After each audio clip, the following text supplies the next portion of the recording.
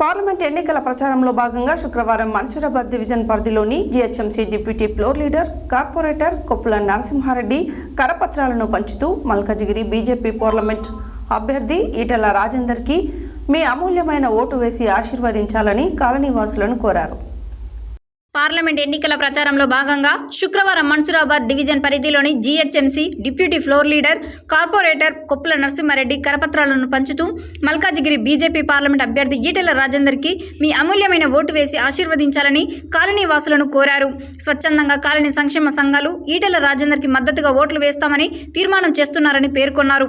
తెలంగాణ రాష్ట్ర సాధనలో ముఖ్య భూమిక పోషించిన వ్యక్తి, విలువలతో కూడిన రాజకీయ ప్రస్థానం, పలుసార్లు మంత్రిగా, పాలనలో అనుభవం, మల్కాజిగిరి అభివృద్ధి కోసమైనా, సమస్యల పరిష్కారానికైనా నేరుగా ప్రధానమంత్రి నరేంద్ర మోడీ గారితో మాట్లాడగలిగే నాయకుడు బీజేపీ మల్కాజిగిరి పార్లమెంట్ అభ్యర్థి ఈటెల రాజేందర్ని తప్పకుండా గెలిపించాలని పిలుపునిచ్చారు.